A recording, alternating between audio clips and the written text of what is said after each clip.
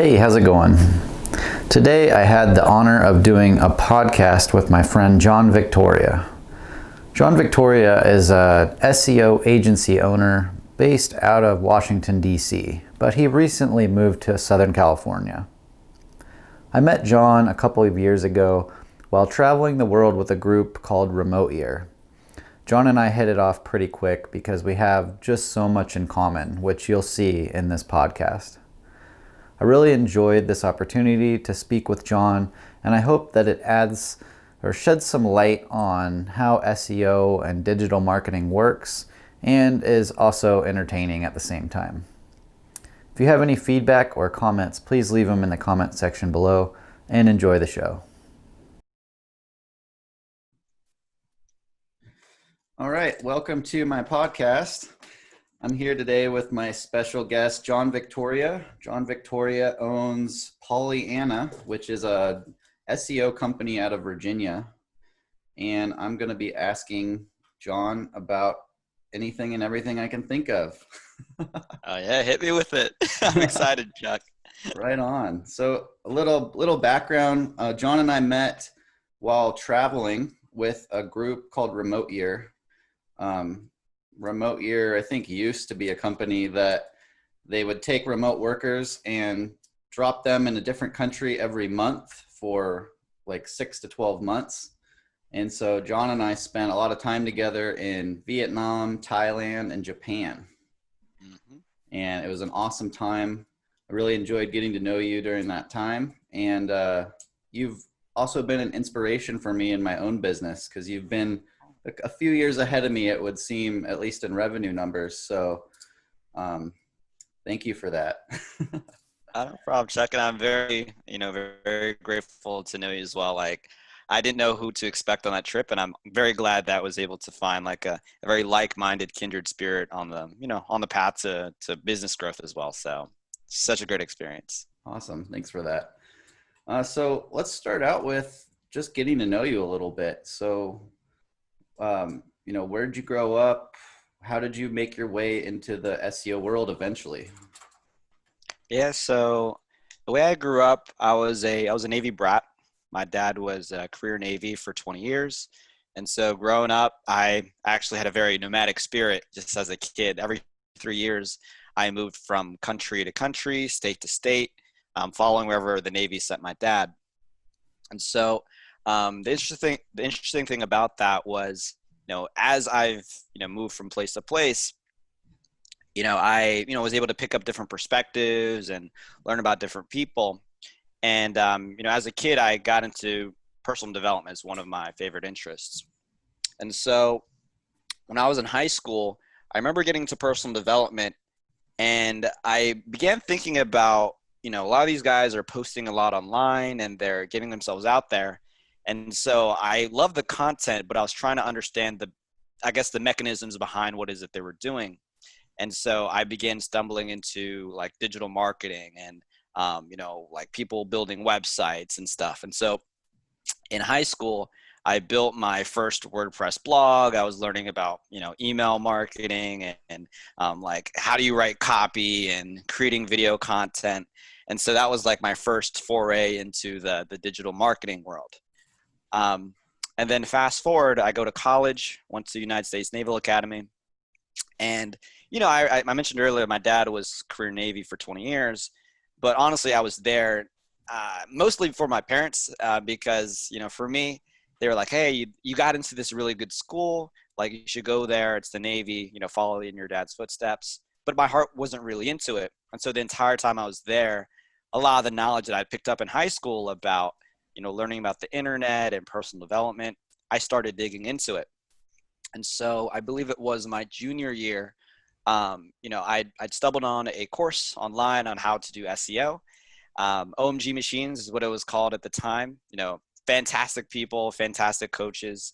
And I began to rank my own website. And so over the span of like 4 to 6 months, I was able to rank my own agency website.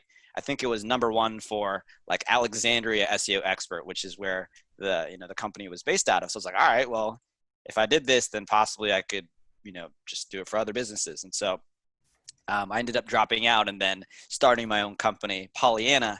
And, that was in 2016. So that's almost 5 years ago since I really began this foray into the world of digital marketing, like seriously as a professional versus just like learning on my own. So yeah, that's the quick rundown of of the childhood to digital marketing, opening up Pollyanna. Wow, that's pretty crazy that you started so young. Um, Yeah, it was a lot of just personal development and digging and Google searching. So, Heck yeah. Yeah, I mean, most people, at least me, I didn't really discover the personal development thing until like late 20s. So that's awesome that you had an interest in it at such a young age. That website that you built when you were in high school, is that Pollyanna.net or is that a different one? oh, it's a different one. So the website that I built, and it's still around. It was just like a blog. It's like a blogger type style website. So it's called checkmateinitiative.com or checkmateinitiative.blogspot.com. And so I just learned like how all the pieces fit together, and it was basically a blog where I would post stuff on personal development. So you can kind of see like my history, like even back then, like it's some of the articles are kind of embarrassing, and I had people like guest posting on my site. And, What? it was like, but it's like friends. It's like friends. They're like, I want to join in too. Oh, So that's super cool. yeah, so all that track record, it's still exists on the internet. I don't know a single person that isn't embarrassed by some of the stuff they put out when they were younger. Oh my gosh, that I also had a YouTube channel and such embarrassing videos. I still have them around, but yeah, I really don't want anyone to find them. Well, don't go digging, anybody. I promise I won't. Um, so you dropped out of school. How did your parents feel about that? Yeah, so it was very well. So I come from Asian American background, and getting that diploma. I think with a lot of families too, is just like that's like the dream for like like parents, like to have their kid walk across the stage. And so when I dropped out, there was a few dings, right? Number one, it's like not going to get the diploma. Number two, I didn't really talk to them about it because I knew that they would convince me to stay. And then number three, when I left, I didn't really have any good reason to leave, right? I mean, aside from thinking that I can start this business, I didn't have any clients. I didn't have any real business experience. I just had what I learned from books, and I had some mentors, but really they thought that I was crazy for doing this. And I think rightfully so. Like, put myself in their shoes. You have your son who has been in school for 3 years. He's about to finish, gonna get a great career as a naval officer, and then just throws it all away for, a pie in the sky idea to start a digital marketing agency. So they were not happy at all. They were not happy at all, and understandably so. Yeah. Yeah. So I don't know if you had a similar story was as well, but it's like, whenever you choose to do something different, the people in your life, they're like, what are you doing? Like, Yeah. you haven't done this before. Like, so it's, yeah, I can that's definitely relate to that. When I discovered entrepreneurship and made my leap, I was like 7 months or 10 months into like the best career job I've ever had.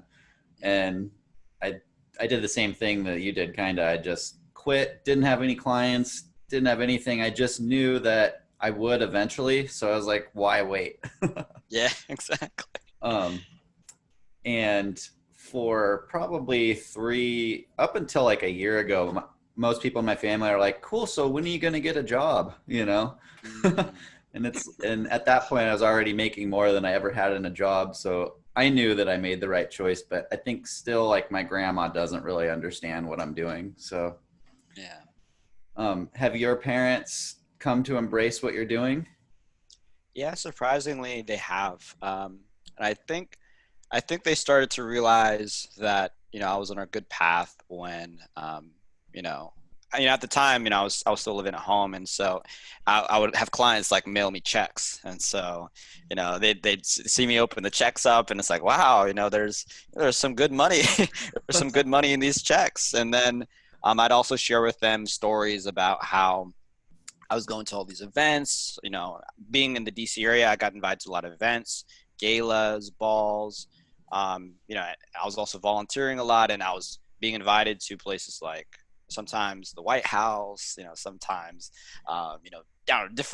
just different organizations. And they're like, okay, well, maybe he is doing something legit. He's not doing something like super shady. And, he's actually building legit business, and like he's making money, he's making an impact in the community. And so they've come to accept it.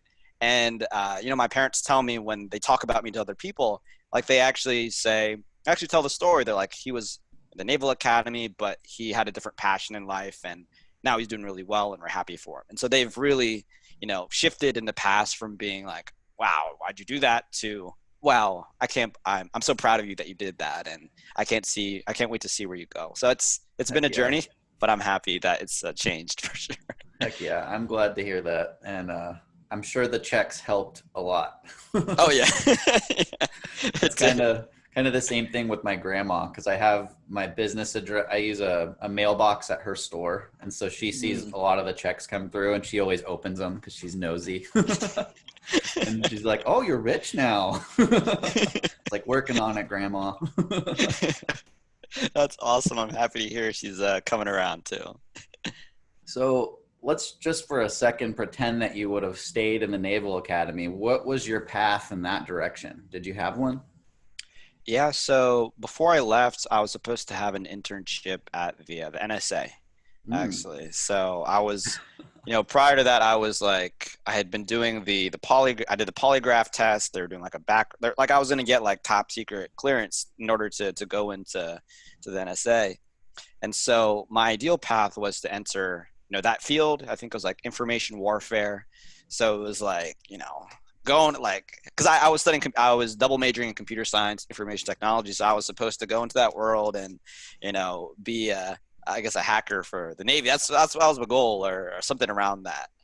And then it was either that or submarines. I was also being recruited to be a submarine officer. So like be underneath the water for 6 to 9 months at the time, helping, sleeping next to nuclear missiles and managing a team on a submarine. And so that was my path. And I don't know, when I looked at it, I was like, I know I can do well in this, because my track record at the Academy was really good, but I just like, my heart just wasn't in it. Like I love the people, but I felt as if there was something more. So loved it, but I felt like you don't want to like waste your potential. So that's kind of like how I looked at it too. Yeah, it's so funny. Like the more I learn about you, the more I see like we have a lot of things in common. Because when I was 20, I think I was this close to joining the Navy. I had gone through MEPS and was like on my way to going to boot camp when I decided not to. But I was going to do I was going to be a cryptologic linguist. So deciphering codes and that kind of stuff. Yeah. Dude, I didn't know that about you. That's awesome. Yeah. So super funny. That was right around the time of the last economic crisis, the housing crisis. Mm-hmm. And I remember, I can't remember the details now, but I remember being really grateful that I didn't go in, because we had like gone to war, and it was like, I didn't agree with that anymore. And so I feel like it was a close call, but it definitely would have been fun and interesting. And in your case as well, I mean, the NSA, you would have been privy to stuff that us peons never get to know about. Yeah, it would have been crazy. But yeah, it's interesting because a lot of my friends because when I left, that was about 5 years ago. So a lot of my friends who decided to go Navy, like they're nearing the end of their 5-year commitment. And so I kind of see how like the roads diverged. And I'm happy with the route that I took versus everything else. So yeah, it's been awesome, man. Cool. So you said that you were doing events and things like that. And that's an area that I've started to do more in the last year. So speaking at events, making presentations and that kind of stuff. Can you talk about your experience with that? Yeah. So For the events that I was doing, it was just mainly it was like community work. So, I would do things like actually one thing that happened in 2017 was we had, I was a part of an organization called the Filipino Veterans Recognition Education Project. And basically their focus is to help give recognition to World War II soldiers that are Filipino because, way back when, they had been promised by the U.S. that if you fought in the war, that you would, get a lot of benefits. In order to win the war, we need your help. So a lot of them fought, but by the end of the war, a lot of those benefits were rescinded, and so things like citizenship or monetary payouts, like it was like, no, you don't get that anymore. And so this project is to get recognition for those soldiers with the Congressional Gold Medal. And so, that was like one thing that I was really involved in, and we actually were able to get them awarded the Congressional Gold Medal. And I was like really helping out with the ceremony in Emancipation Hall in DC. And we saw like different veterans, get recognized, and, all the members of Congress and a Senate were there too celebrating. So I would do stuff like that. Some just like professional development for young professionals. I did some business stuff like Business Networking International, met every single week and, networked with other business folks. And then I also put together some of my own events. So it's like a hodgepodge of different things, but it was, I think majority of it was just like giving back. Then also some of it was just like networking and then doing some promotion too. In like the business side of things, did you see good business results from doing these events? I'd say so. So for me, a lot of my business came from BNI actually. And not like members within that group, but from referral partners. And so there was a lot of web designers, web developers, graphic designers, marketing folks who didn't do SEO, but I was able to connect with them, and that led to, that's like probably my biggest source of just people coming in just through those relationships. And so for me, that's what kicked things off. If it wasn't for those types of events and I was just doing my own marketing on my own, I don't think I would have been able to grow that quickly. And so, I'd say, 100%. That was it. And also when I did my first event, it was like a seminar. That's how I got one of my first clients, because I was teaching people like the basics of local SEO. Mm-hmm. And it was a moving company that I worked with because they came to my presentation, and I broke down some simple things like, what do you need to put in your title? And how does that compare to your competitors? And they're like, well, it's supposed to, I realize I have to put moving in my title if there's not moving. Like just like simple stuff to like people who are marketers. But for them, there was like a complete like, oh my gosh, that's revolutionary.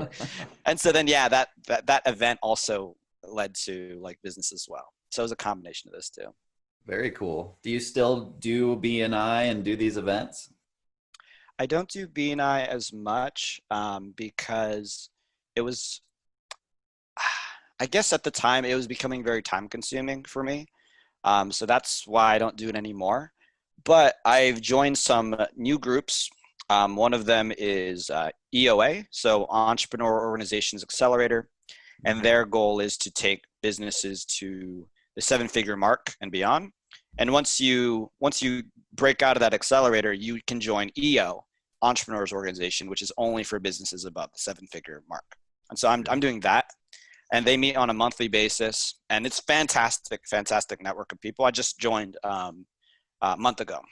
Okay. And then I'm doing some other just local, in SoCal, doing some local entrepreneurship networking stuff. I'm the social chair for one of the organizations now, so I'm get to meet people and and help them out. So that's awesome. That's excellent. Is the EOA, is that like do you meet online, or is that something that's local to where you live now? It's local. But for now, just due to COVID, most of it's online just to protect folks. Okay. But there's local chapters all around the world. And I'd say that it is one of the premier organizations to be a part of. So I'm really excited. I even have their beanie right here. Like that's how much I love them. So EO San Diego is where I'm part of. Yeah. Does it cost money to be a member?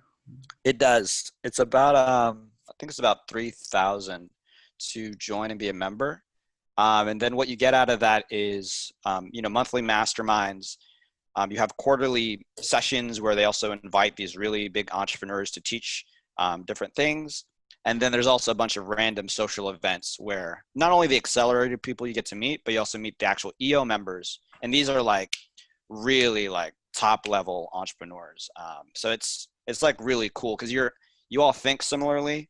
You're all trying to grow your business, and y'all get it. Like, and that's like the toughest thing, right? Finding people who just get it and like have similar goals. And so Mm-hmm. EOA has been cool. Heck yeah, I'm definitely going to look into that.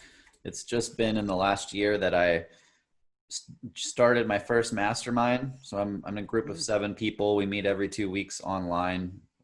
We're almost all of us are in different countries, so it's kind of cool. But we all have big aspirations, and we're all working on our own things really hard. And so it's good to be around people that are really focused and dedicated to what they're Yeah. doing. And I've actually joined another one recently. It's like 200 or 300 a month, and we meet once a week on Sundays. And same kind of deal, except this group, it's kind of older people that have been doing this for decades. So they Mm. give a completely different perspective than the other group. But there hasn't been anything local that I've done, so I'm gonna have to look into that. But one thing that I've discovered this last year, and it's one of those silver linings of the COVID thing, is that so many events have moved online that attending events all over the place has never been easier. Mm-hmm. Have you been doing any kind of virtual events or anything like that? I've done a few, just like different seminars and different people were just talking on different topics. Haven't been as active as I'd like to be, surprisingly, and I think it's because I've just been putting my head down just to work on stuff. But I definitely agree. Just with COVID, there's a lot more accessibility to all these events in all different areas without being restricted by your geography. So yeah. Awesome. So let's switch focus a little to your business. So I know you do SEO, but give us an explanation of what you guys do, what you're focused on, your philosophies to this kind of stuff. Yeah, so in a nutshell, what we do is, we're just trying to generate the best quality leads for our clients.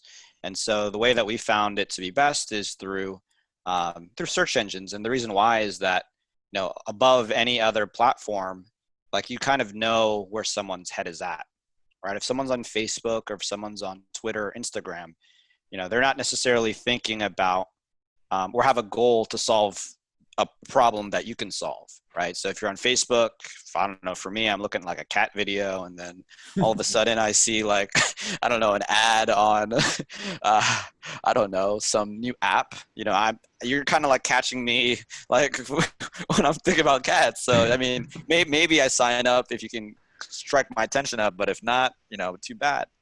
But if you got Google, I already know what my issue is, and I have an active goal to solve it. That's why I went to the search engine. So if I type in something like, emergency plumber, or I need a locksmith, or my car broke down in Alexandria, Virginia, right? You have an active problem that you're looking to get solved, and so that's kind of like why I like SEO and Google marketing over anything else, because again, where someone's head is at. So it's less of a sell. They already have the goal to solve that problem, and you're just positioned in a better way.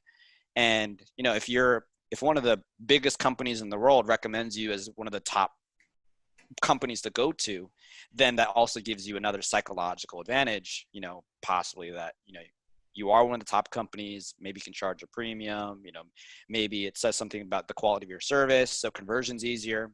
Mm-hmm. And so all of that like is just baked into, why we wanted to focus on SEO, and we focus on it primarily for just local businesses. That's what our entire process is built around. So if someone's trying to target different geographies, like, we focus in on that. So dentists, chiropractors, so we do have some e-commerce clients, so that's not really local.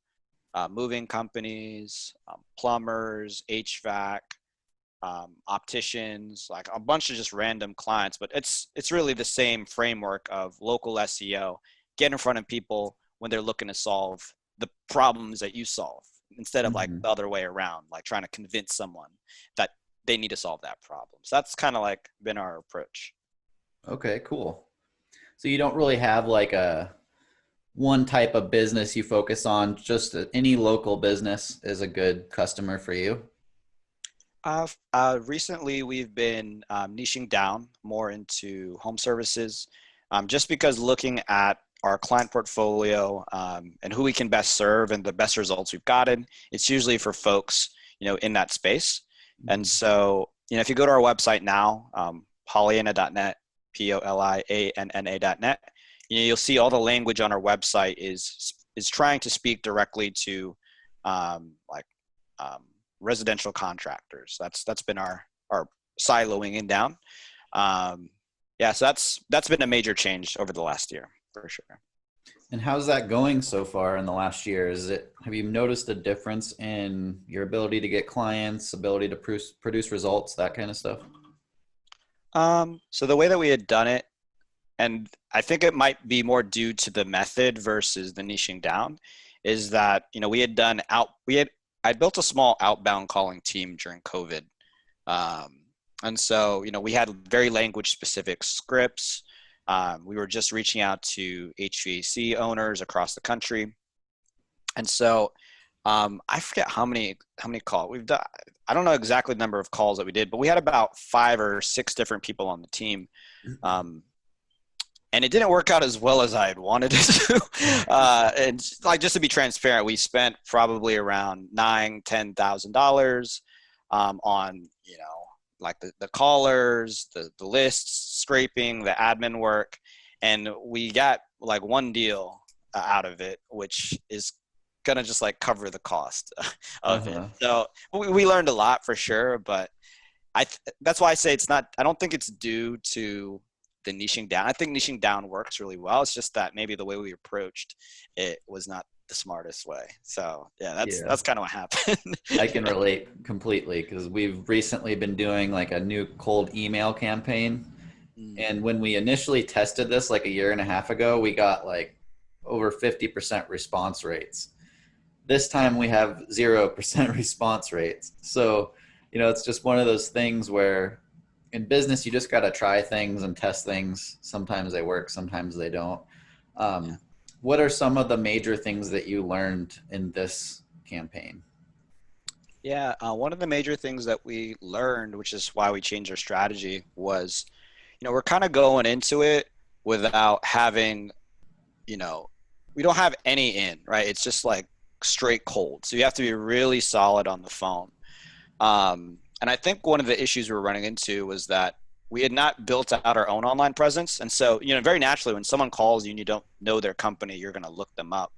And so I think one of the issues that we figured out was that people were going to our website or looking at our other social media platforms, and they weren't popping, right? Mhm. They were just like, it's like I got like 5 followers on my Instagram, and so we don't look legit at all. So it's like that's it's not helpful because I was so used to doing referral based marketing, so that's easy. But so I learned that before we start doing all this stuff, we kind of need to have our foundation first. So that's what we're doing now. We're putting out more content and building things out that way. Second thing is I I needed to get the right people in the right seats. And so what I mean by that is I feel as if I didn't have enough of the right players in the right seats in order to make this succeed. And so, we need a certain type of caller who is going to be doing outbound calls. And so we had one, her name was Julie, and she was crushing it. Like she was getting 10, 15 appointments a week on her own, and she was carrying the entire team. And so but at a certain point, she had ended up leaving because she didn't feel like, she's doing well, but she felt as if, you know, I think she wanted something more. So part of that, so second is like having the right people, right seats. And number three is just having the right incentive structures in place so that you can retain like really good people. And how do you create an environment that people want to be around where they want to stay with you for years, not just like a few weeks. And so, we learned a lot from that, and it was like very painful to learn it at the time, because like imagine losing your best teammate, and and then like and if everything's dependent on that person, then it all falls apart. If that person leaves. And that's the fourth lesson, right? You want to build systems so that it's not reliant on like a single person, because if it's a single person, then that's the biggest failure point of your business. If that person gets sick, they get a better offer or something else. So that's probably the fourth thing we learned from it. It was it was it was definitely an experience to go through. At least you closed one deal that paid for it. Yes. that I was happy about. And if you were are desperate enough, you could always go through that again to get one more deal. 100%. Yeah. But yeah, I've found one of the biggest challenges in business is finding good people, training them, and keeping them. So what can you say in regards to that, of kind of your thoughts on how to do those three things? Yeah, that's a very good question. And I'll say that our current team at Polianna, they're amazing people. And how I found them was really just by accident. I've been acting as kind of like the SEO lead for another company in the past, just like as a referral partner. Like they would just send the business to me, but I was white labeling myself as their SEO guy. And in that process, I met a lot of great people on their team, and the relationship ended up working out. But when I left, and I was just doing stuff with Polianna, a lot of people from that company reached out to me who were fantastic people. And they're like, yo, we really loved, when we were working together with you, would you be open for, for me to help you out, with some stuff in the business? I was like, yeah, sure. That'd be great. And so, that person came in, he began helping set up the business and working on strategy. And then he started bringing in great people from his network as well.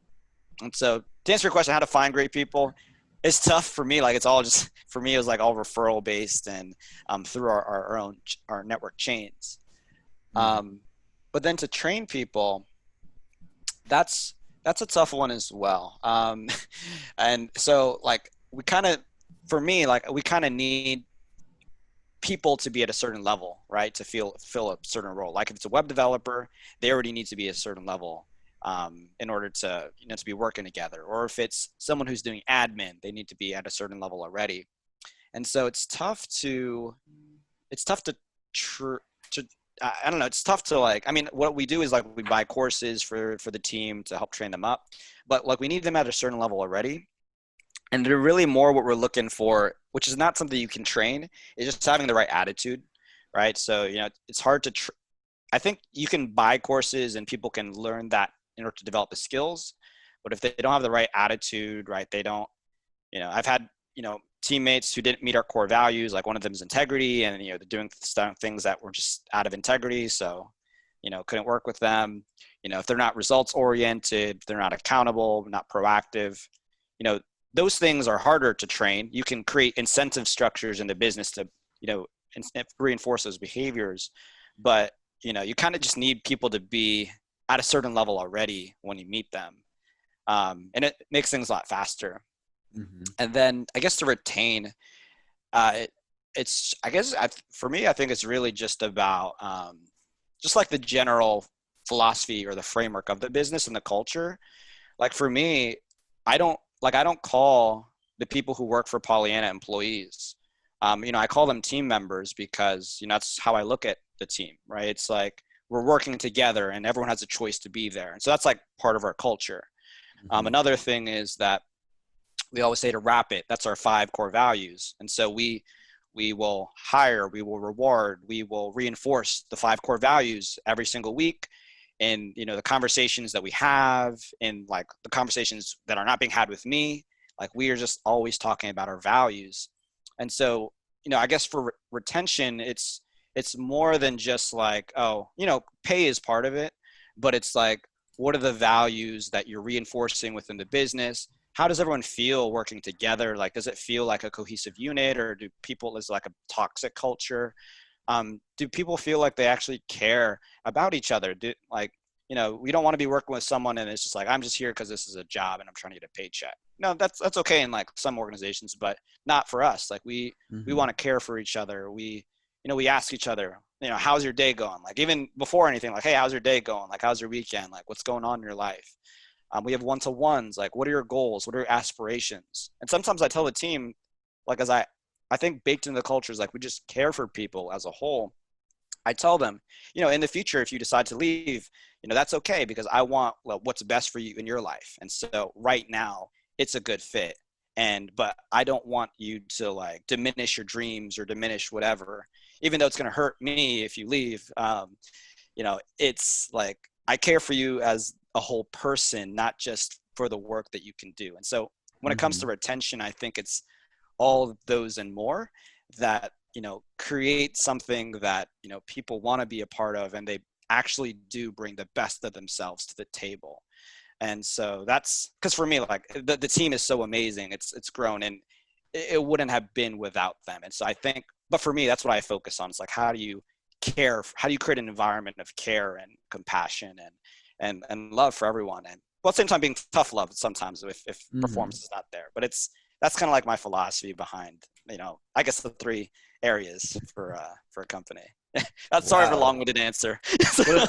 What a great answer though, and what a great philosophy. Like, are you hiring? It sounds like a great place to work. Thank you, Chuck. Yeah, it's the most important thing. It's the people, really. It's you can't do it without the people. Yeah. So you mentioned 5 core values. You mind sharing what those are? Yeah. So we have our acronym RAPIT, RAPIT. So we just tell like team RAPIT. So R, results oriented. A, accountability. P, proactive. I, integrity. And T, teamwork. Cool. And so, we have all those 5 core values, but it's not just that we have them. We actually have monthly reviews of each other based off of the 5 core values. And so we rate each other on a scale of 1 to 10, like how is someone doing in an area. And you can't just like be arbitrary. You have to like give comments. And so, the reason why we do this is because we want to, again, like make that a focus. And then I also base like, let's say increases in pay or bonuses based off of those results. And so it's not just we have these values, it's that we've created a system to reinforce the importance of the values. And we audit ourselves, right? It's not just like it's like how does the entire team perceive you on these values? So it's like, it just helps to, make things a lot better and reinforce that in our culture. Wow, that's really solid. I've never heard of doing that kind of thing. Is there somewhere where you learned that, or did you just kind of come up with this on your own? I got it from a book, Traction, actually. Traction by Gino Wickman. So a lot of my company, we rebuilt our business systems based off of this philosophy. And so, I wish I came up with it, but that's his idea, to have those core values, then to, have these scorecards to, check in on the values on a regular basis. And just makes it very plain and simple. Like, is someone a good fit for the culture or not? And it's not just your perspective, it's like everyone else. So you can have more of an unbiased perspective. Very cool. You've told me about Traction before, and I've gotten about 20% through it.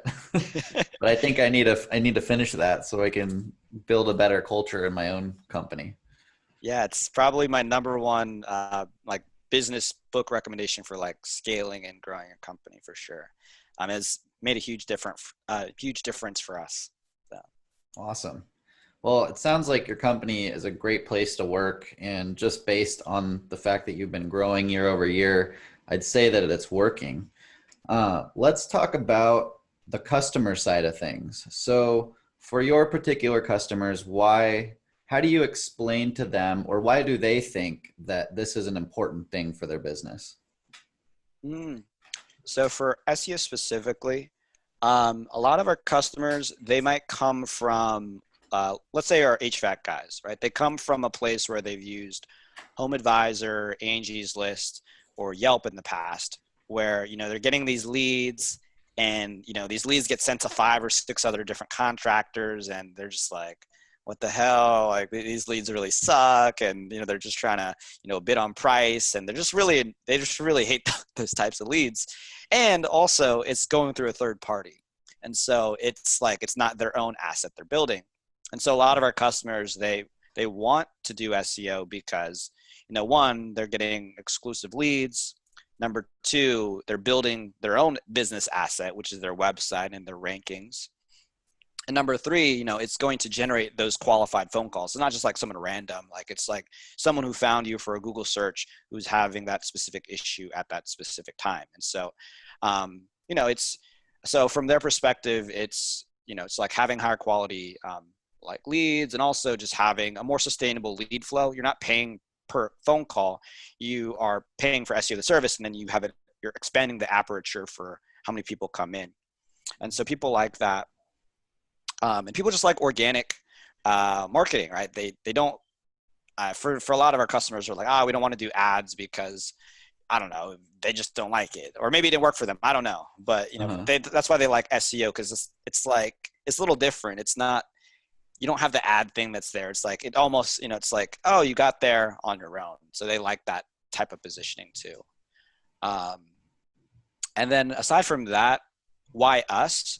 I say that a lot of our customers say they like us because they feel like we're working together in a partnership versus like a vendor agreement. Like, we do SEO and we're serving you. Like, it feels like a partnership where, we're helping grow their business. We're trying to understand strategically where they're trying to go, and they just like that relationship working with us. So I think people work with us more than just SEO. They work with us because we are a partner working with them to grow their business and thinking about the broader perspective. And so, so people come to us for SEO, but I think they also stay for more of the other things too. Okay, cool. Very similar thing in my business. Historically, we've focused on home services. My family runs a remodeling company, so it's something I understand very well. And I started off doing web design and then realized, okay, now they need people to go to the website. So I learned Google Ads and SEO. And over time, we've grown to we have a similar philosophy to you, as like, we're a partner. We're here to do whatever needs to happen to actually get you the results you want, which is typically more leads, more customers. So at Polianna, do you try to focus only on the SEO, or do you build websites? Do you do Google Ads? Like, how much of the digital marketing spectrum do you cover? Yeah, so our main focus is on SEO, and then as a subservice, we also, can help build websites built with SEO. And just recently this year, we're expanding a little bit more. We're not fulfilling on the services ourselves right now. We're using partners, but we had a big client, and we're still working with them and anticipate to work with them for the next year. And we're doing basically everything digital marketing, but I brought together a series of partners. And so, we're doing SEO right now. There's Facebook ads, there's Google ads, there's retargeting set up. There was Twitter ads, but, on the space, like medical, it didn't pan out, but there would have been Twitter ads. There is, web design, landing pages stuff, YouTube ads, email marketing, Amazon SEO, which, we are actually doing in-house. We have consultants, but we're doing it, and we got some great results with that. Then Amazon advertising. So we aren't offering all of those right now. It's still SEO and websites primarily, but I'm beginning to build out a better framework for some of these other things and how they fit into the overall spectrum, and see how we might incorporate it in the future. And so I think immediately the thing that we might expand into is Amazon SEO, because it's very similar to to Google SEO, but but there's some differences, and we've been learning how to do it really well. We currently rank in the top 5 results for a keyword that gets 301,000 searches a month. So it's like a really competitive keyword. It's DNA tests. Wow. So it's like seeing the potential there, and that's, we might expand in the future, but that's like currently where we stand right now with services. Okay. Very cool. I haven't really paid much attention to Amazon, but obviously Amazon's taking over the planet. Up until like a week ago, Jeff Bezos was the richest man on the planet. Yeah. But he was just passed by Elon. Did you hear about that? I saw that. Yeah. Very cool. So let's say I'm a small time contractor. I've been using Home Advisor for 2 years, but it's just too expensive. And now I know that I want to try this website SEO kind of stuff, and I come to you. What does the process look like, and what's my price range? How much can I expect to invest, and what results can I expect? Yeah. So yeah, the first thing I'd explore, just like I'll just be talking with you, is I'd try to understand, what's your goals? Like, are you looking to grow like a certain number of trucks, or trying to add a certain number of guys to your team? And why are you trying to hit those goals? I try to figure that out first. And then from there, I try to understand how does SEO actually fit, and is it actually a viable solution? And so what we would do on our end is take a look at what people search for in your area, right? And let's say it's an HVAC contractor. They look for AC repair. I don't know, duct cleaning as well. I don't know. Are they looking for heater replacement? So what are those keywords for your specific area, and what's the potential business opportunity? And so I'd look at that. And then we run some calculations to figure out, okay, given this amount of traffic, how many of these could reasonably turn into phone calls? And given your closing rate, how much could this turn into business? And so we'd understand the business opportunity for you. And so if you're like one of the smaller contractors who focus on maybe 1 to 3 locations, our pricing is usually around 15 to 1,800 a month for SEO. And then from there, in terms of results, the guarantee that we put is that within 6 to 8 months, you will be on page 1 for your keywords. If not, then we will continue to work for free until you get there. But in terms of results, it can really vary widely. One of our clients, they get, I think it's about 350 calls a week. And they grew. They started with us at $1 million business, and they've grown to a $10 million business. And they attribute 40% of their growth to internet stuff. So they're also really great business people. So we can't take credit for all that. But it's a lot of the growth came from internet work. And so that's a high spectrum, but also, some of our other clients, they might just get 60 to 70 additional phone calls a month, which isn't crazy, but like if you convert them and if you have a pretty high customer lifetime value, let's say it's HVAC, let's say it's about 10, 12,000, then it could be worth it for you if the numbers make sense for you. So that's typically how we would like structure it and price it and timelines for things. Okay. I think that's really cool that you have that guarantee in there. Like, if we don't do this by this time, we'll keep going, until we do.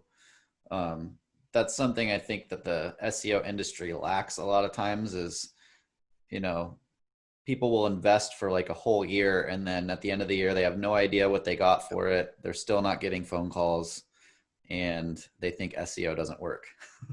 Yeah, there's no accountability to it. It's just like, you wave, and that's actually the most tragic thing when I speak with business owners, that they think like there's this SEO happen. Like, SEO is not just some magical thing. Like, there's like discrete actions that are being done and measurables that you can track on a daily, weekly, monthly basis.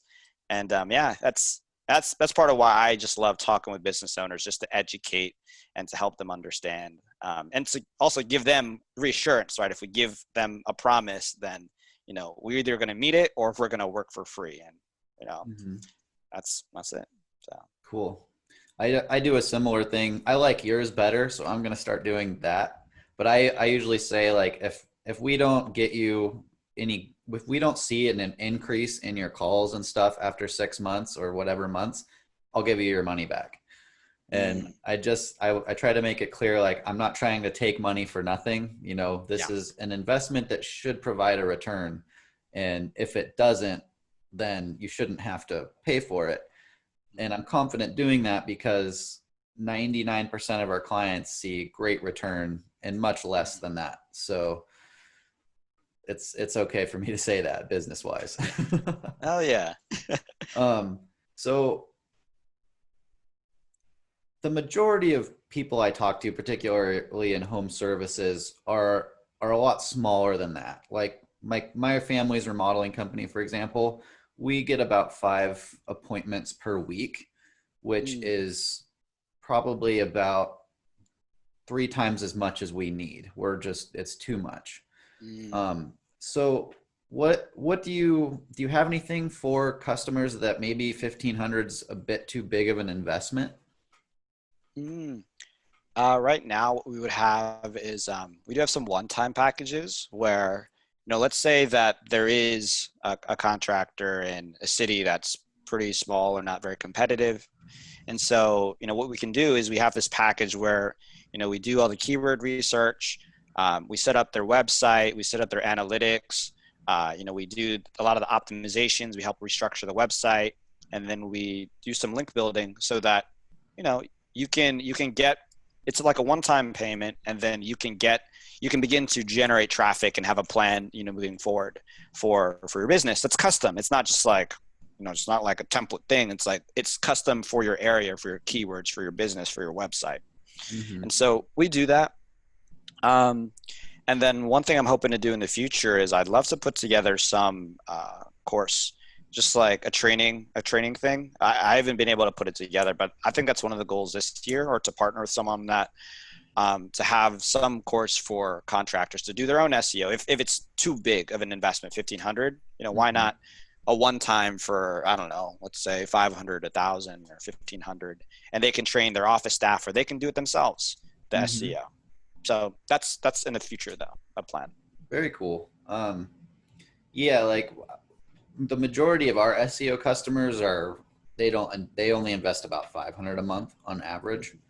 And it's enough to get them results because they're in a rural area, you know, doesn't take a lot to get them on top of page 1. And I like it that way because it's not really a burden on them. You know, they're not looking every month like, can we not pay this month? You know, I like the idea of being with people for decades, you know, at a rate that they're comfortable with. But when you do have customers in those competitive areas, or the customers with a lot of ambition, they want volume, you have to put in the work. And so, you know, it can take a lot. What's the upper end of the SEO price range in your line of work? The most we've ever done with a client is for just SEO specifically is 12,000 a month. Okay. So that's like the upper range I've seen. Normally I see it around 3,000 to 4,000 a month, at least for the clients that we work with. And then, it's just, again, it depends on the competition, depends on the industry and the area. But yeah, I think the maximum I've ever heard in SEO is they had been doing SEO for a national drug rehab clinic, and I think they were spending around $100,000 a month in SEO. That's the biggest I've ever heard of, like, in my life. I was like, wow. Man. And so it's like, that type of client would be great. No but for most local businesses, it'll be around, like, I think for me, like 1,000 to 2,000. And if they're a little bigger, it's usually like 2 to 5. And then if they're like really like trying to have real big ambitions, multi-million-dollar company, it can be, you know, excess of 5 to 15. National is going to be that 10 to 20, I imagine. So okay, man, how many people would be working on that for 100,000 a month? Right. It's funny that you mentioned the course, because I'm actually in the process of making that exact course. The course for people that aren't in a position where they want to pay a monthly fee, or, you know, some people want to do it themselves. So maybe that's something we can collaborate on.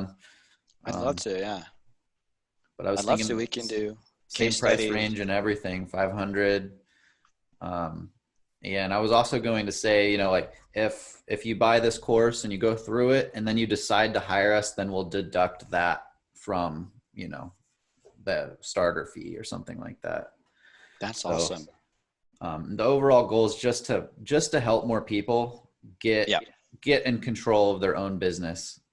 Like you said earlier, a lot of companies are using Home Advisor, and they're paying money every month to build somebody else's marketing strategy, Hmm. and they have nothing to show for it afterwards. Yeah. So that's kind of like a personal mission of mine to move the market away from that model because it really I've written some articles about Home Advisor and whatnot, and so I get calls on a weekly basis of people telling me, you know, we spent 4,000 and we don't have any work, and now we don't know what to do, and it's like always the same story. And I wrote another article about a class action lawsuit Yeah, against I Home was Advisor. I was just about to mention that. Yeah, they have a class action lawsuit against them, Yeah, right? so I get calls all the time too that's like, "Hi, I'd like to sign up for the class action lawsuit." And it's like, "Sorry, I'm not a lawyer." So if anybody knows any lawyers involved in the class action lawsuit, please let me know so I can direct people to them. That's awesome.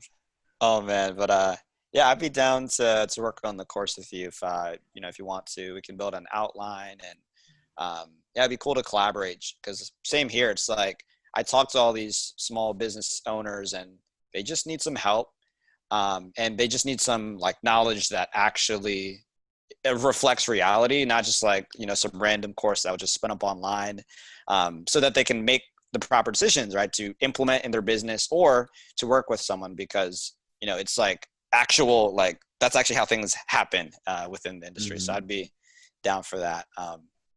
Oh, and I have to run soon, so I actually have to run in a minute because I have a sales call. Oh, okay. Yeah. Oh, So wow, it's already been in almost an hour and a half.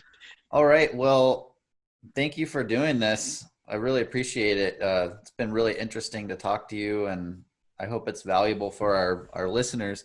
Do you have anything you want to throw in before we finish here?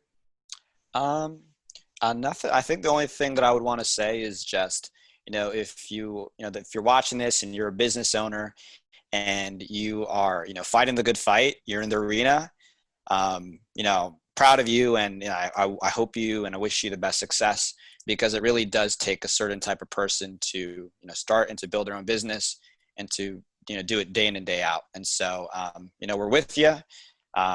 Thank you for watching. And yeah, I hope that the vision you have for the future is brought to reality. So yeah, excited for the growth of everyone who's watching this. Awesome. Well, thank you so much, John Victoria. I wish you success with your company, Polianna, and listeners, thank you for tuning in.